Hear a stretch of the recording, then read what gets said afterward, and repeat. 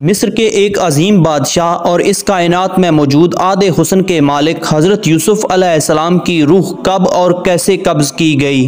हज़रत यूसुफ़ अलैहिस्सलाम की मैयत को लेकर मिस्री और इसराइली लोगों में किस बात का इख्तलाफ पैदा हो गया। हज़रत यूसुफ़ अलैहिस्सलाम को दुनिया के सबसे बड़े दरियाए नील में क्यों दफन किया गया और बाद में आपके जिस्म मुबारक को किस तरह दरियाए नील के अंदर से निकाला गया।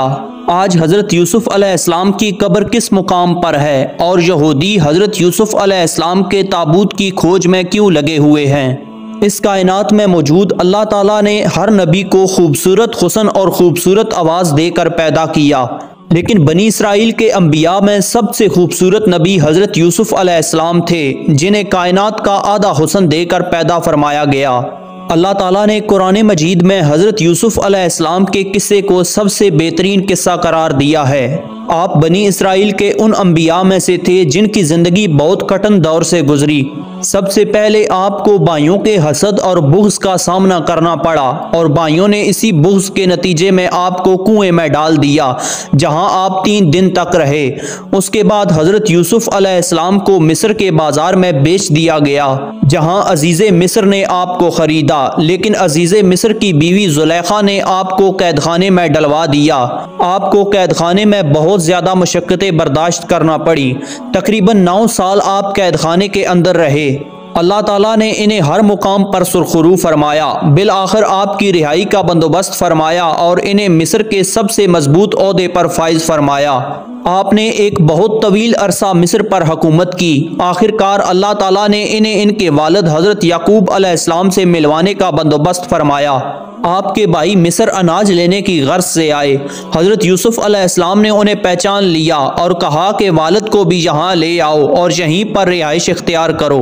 हज़रत याकूब अलैहिस्सलाम के बेटे बेटियां पोते पोतियां सब कनान छोड़कर मिस्र तशरीफ़ ले गए। हज़रत अब्दुल्ला बिन मसूद रज़ी अल्लाह ताला अन्हु फरमाते हैं कि हज़रत याकूब अलैहिस्सलाम अपनी औलाद के साथ जब मिस्र में दाखिल हुए तो उनकी तादाद 93 अफराद पर मुश्तमिल थी। अल्लाह ताला ने उनकी औलाद में इतनी बरकत अता फरमाई कि जब उन्हीं से फैलने वाले अफराद हज़रत मूसा अलैहिस्सलाम के साथ मिस्र से निकले तो उनकी तादाद 6,70,000 अफराद पर मुश्तमिल थी। 40 साल बाद होने वाली इस मुलाकात में जब दोनों बाप बेटे ने एक दूसरे को देखा तो निहायत गर्मजोशी से एक दूसरे के साथ मिले और बहुत ज़्यादा रोए। मिस्र के बादशाह ने बनी इसराइल के इन लोगों को मिस्र में ज़मीन का एक टुकड़ा अता किया जहां इनको रहने की इजाज़त मिली। चनाचे वक्त गुजरने के साथ साथ इसराइली मिस्र में ताकतवर होने लगे। इन्होंने मिस्र के अंदर हुकूमती ओहदों से लेकर तजारत तक हिस्सा लेना शुरू कर दिया। जब हज़रत यूसुफ़ अलैहिस्सलाम की उम्र 100 बरस की हुई और हज़रत याकूब अलैहिस्सलाम 147 बरस के हुए तो अल्लाह ताला का हुक्म हुआ कि हज़रत याकूब अलैहिस्सलाम की रूह कब्ज़ कर ली जाए। लिहाजा मलकुल मौत ने हज़रत याकूब अलैहिस्सलाम की रूह को कब्ज़ कर लिया और आप अपने खालिक़े हकीकी से जा मिले। वालिद की वफ़ात की खबर जब हज़रत यूसुफ़ अलैहिस्सलाम को मिली तो आपने अपने सर से ताज उतार कर फेंक दिया और आपने जो रेशमी लिबास पहना हुआ था उसे पारा पारा कर दिया और दौड़ते हुए अपने वालिद के जनाजे पर पहुंचे।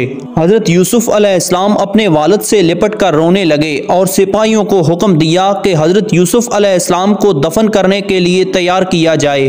हज़रत यूसुफ़ अलैहिस्सलाम ने वालिद के जनाजे पर रोते हुए आसमान की तरफ देखा कि आसमान के दरवाजे खुल गए और अंबिया की रूहें और फरिश्ते हज़रत याकूब अलैहिस्सलाम के जनाजे की तरफ आए। उन्होंने फिर हज़रत याकूब अलैहिस्सलाम को नूर से गुस्ल दिया और उनकी वसीयत के मुताबिक उन्हें बैतुल मुक़द्दस में अपने बाप दादा के साथ दफन किया गया। हज़रत यूसुफ़ अलैहिस्सलाम इस सारे नूरानी नज़ारे को देख रहे थे। वालिद के जनाजे के बाद आप दोबारा अपने दरबार में आए। आप गमों से चूर थे। पहले 40 साल वालिद से जुदा रहना और अब वालिद का इस दुनिया से पर्दा फरमा जाना आपकी बर्दाश्त से बाहर था। जब रात का वक्त आता तो हज़रत यूसुफ़ अलैहिस्सलाम दरियाए नील के किनारे चले जाते और रोते हुए पूरी रात मिसल्ला बिछाकर नमाज अदा करते जहाँ तक कि सूरज तलू हो जाता। इसी तरह एक रात हज़रत यूसुफ़ अलैहिस्सलाम दरियाए नील के किनारे रो रहे थे तो फौरन जिब्राइल अलैहिस्सलाम हाजिर हुए और आपको दिलासा दिया और फरमाया, ऐ यूसुफ़, आपके वालिद की उम्र तमाम हो चुकी थी, उनका इस दुनिया से जाने का वक्त आ चुका था, इसलिए खुदावंद ने उन्हें अपनी तरफ बुला लिया। लेकिन अभी आपके जाने का वक्त नहीं आया, तो आप अपने रब की इबादत कीजिए और अपनी ज़िंदगी को आखिरत के लिए मुज़य्यन कीजिए, क्योंकि मौत का वक्त आ गया तो मोहलत ना दी जाएगी। हज़रत याकूब अलैहिस्सलाम की वफ़ात के बाद हज़रत यूसुफ़ अलैहिस्सलाम ने 23 साल तक मिस्र पर हुकूमत की और आपने कभी भी अपने सर पर ताज ना रखा और ना ही कभी मुस्कुराए और हर रात दरियाए नील के किनारे जाकर रोते, यहाँ तक कि 23 साल का अरसा गुजर गया। और एक रात हज़रत यूसुफ़ अलैहिस्सलाम ने ख्वाब में अपने वालिद हज़रत याकूब अलैहिस्सलाम और दादा हज़रत इसहाक़ अलैहिस्सलाम को देखा कि वो कह रहे थे, ऐ यूसुफ़, हमारे मिलने का वक्त करीब आ गया है, 3 दिनों के अंदर हमारी मुलाकात होगी।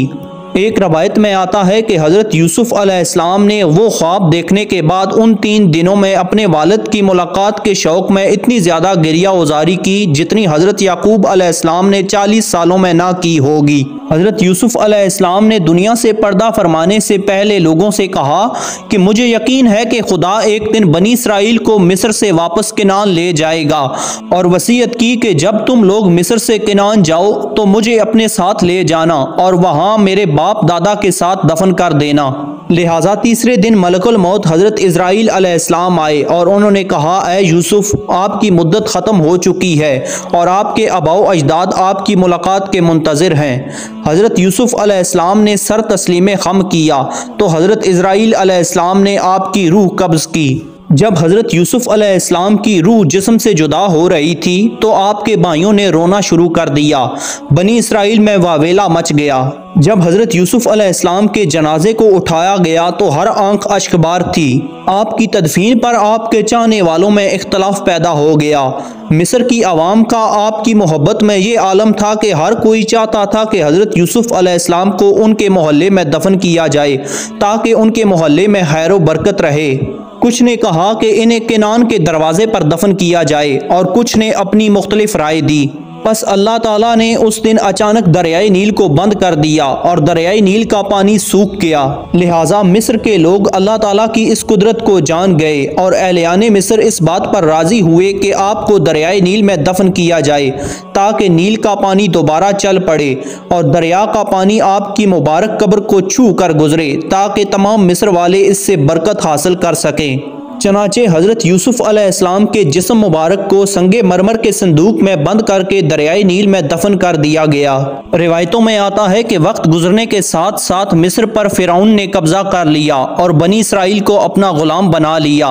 लिहाजा बनी इसराइल हज़रत मूसा अलैहिस्सलाम की क़ियादत में मिस्र से निकले, लेकिन दरियाए नील के पास पहुंचकर ये काफिला रास्ता भूल गया और वहीं पर भटकने लगा। इन लोगों ने हज़ारों कोशिशें की मगर इनको रास्ता ना मिला। हज़रत मूसा अलैहिस्सलाम ने लोगों को जमा करके पूछा कि ये क्या अंधेरा है, तो उलमाए बनी इसराइल ने कहा, बात यह है कि हज़रत यूसुफ़ अलैहिस्सलाम ने अपने आखिर वक्त में हमसे अहद लिया था कि जब मिस्र से चलें तो आपके ताबूत को भी यहाँ से अपने साथ लेते जाएं। हज़रत मूसा अलैहिस्सलाम ने उन लोगों से पूछा कि तुम में से कौन जानता है कि हज़रत यूसुफ़ अलैहिस्सलाम की तुरबत कहाँ है। सब ने इनकार कर दिया कि हम नहीं जानते सिवाय एक बुढ़िया के, उसके अलावा कोई भी इस कब्र से वाकिफ नहीं। आपने उस बुढ़िया के पास आदमी भेजकर उसे कहलवाया कि मुझे हज़रत यूसुफ़ अलैहिस्सलाम की कब्र दिखलाइए। बुढ़िया ने कहा, हाँ दिखलाऊंगी, लेकिन पहले अपना हक तो ले लूँ।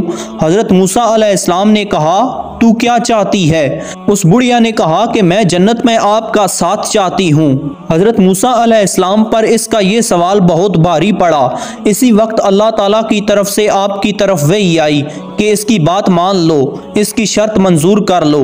हज़रत मूसा अलैहिस्सलाम ने इसकी ये शर्त कबूल कर ली तो वो आपको एक झील के पास ले गई जिसके पानी का रंग भी मुतगय्यर हो गया था और कहा, इसका पानी निकाल डालो।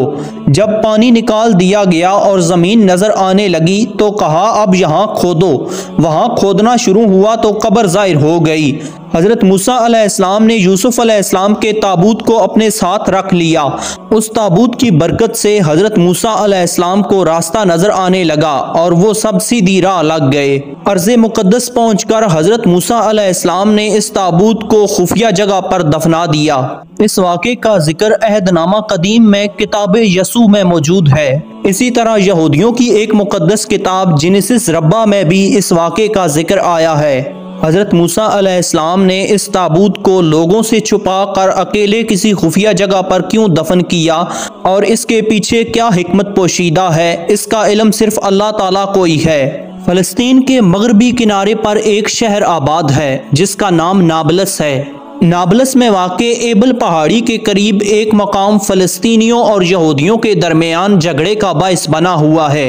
ये तनाज़ा पहले नहीं था, लेकिन गुज़श्ता 55 साल से यहूदियों का ख्याल है कि नाबलस में जिस जगह को वो मकाम यूसुफ के तौर पर मुक़द्दस जानते हैं वो जलीलुल क़द्र पैगम्बर हज़रत यूसुफ अलैहिस्सलाम का मज़ार है। ताहम फ़लस्तीनी मुसलमानों का कहना है कि उस जगह हज़रत यूसुफ अलैहिस्सलाम का ताबूत नहीं, बल्कि उस जगह एक बुजुर्ग हस्ती जिनका नाम यूसुफ तवीक़ात था वो मदफून है। 1967 की अरब इसराइल जंग के बाद यहूदियों ने इस जगह पर कब्जा कर लिया था, जिसके बाद ये मुकाम इसराइल के कब्जे में चला गया। साल 1990 में इसराइल ने इस मुकाम को फौजी अड्डे में तब्दील कर दिया। यहूदियों के लिए वो मकाम इतना अहम क्यों है, ये आज भी एक राज है। नाजरीन, अगर आपको हमारी ये वीडियो पसंद आई हो तो वीडियो को लाइक और चैनल को सब्सक्राइब ज़रूर से कर देना। अपना बहुत सारा ख्याल रखिएगा, साथ हमारे इस चैनल का भी। अल्लाह हाफिज़।